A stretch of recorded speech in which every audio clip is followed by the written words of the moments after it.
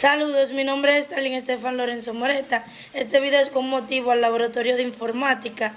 En este estaremos hablando sobre la historia de la computadora desde la primera generación hasta la quinta generación. Para desglosar un poco lo que es la historia de la computadora, podemos decir que esta se remonta a las primeras reglas de cálculo y a las primeras computadoras diseñadas para facilitarle a los seres humanos la tarea de aritmética. Por ejemplo, el ábaco, que fue un paso importante en la materia. Este fue creado a principios 4.000 años antes de Cristo. Posterior a este, hubieron otros inventos, como por ejemplo la máquina de Blaise Pascal, conocida comúnmente como la Pascalina.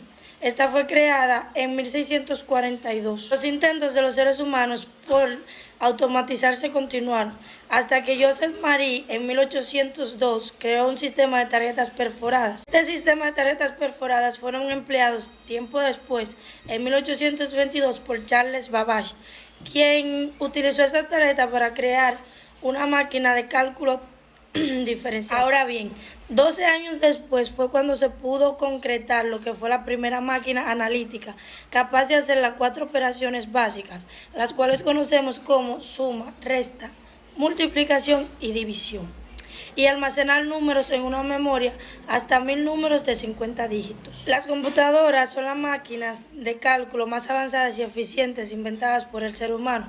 Están dotadas de suficiente poder de operaciones, la suficiente autonomía y la velocidad como para reemplazarnos en muchas tareas. La invención de este tipo de aparatos en el siglo XX revolucionó para siempre la manera en que entendemos los procesos industriales, el trabajo, la sociedad y un sinfín de áreas en nuestra vida. Afecta desde el modo mismo en el que nos relacionamos hasta el tipo de operaciones de intercambio de información a escala mundial que somos capaces de realizar. La invención de la computadora no se puede atribuir a una sola persona. Se considera a Babbage como el padre de la computación, pero no será sino hasta muchos años adelante cuando se crea la primera computadora como tal. Otro importante fundador en este proceso fue Alan Turing, creador de la máquina conocida como la máquina universal o máquina de Turing. Las ideas que sirvieron para construirla fueron las mismas que luego dieron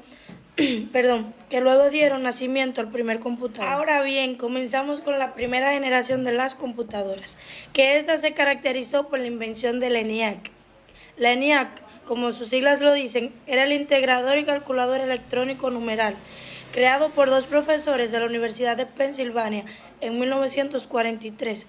Considerado el abuelo de los computadores propiamente dicho, consistía en 18.000 tubos al vacío que llenaban un cuarto entero. Por otro lado, la segunda generación de los computadores no habría tenido el curso que tuvo sin la invención de los transistores en 1947, fruto de los esfuerzos de los laboratorios Bell en Estados Unidos. Estos aparatos son interruptores eléctricos fabricados con materiales sólidos y sin necesidad de vacío.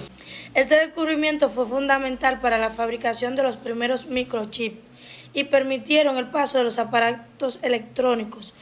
Los primeros circuitos electrónicos, o sea chip, aparecieron en 1958, fruto de los esfuerzos de Jack Kilby y Robert Noyce.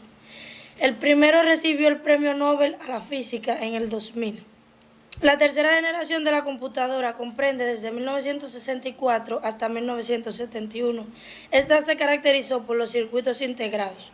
Fue uno de los primeros y estos podían almacenar millones de números. Surgen conceptos como memoria virtual, multiprogramación y sistemas operacionales complejos.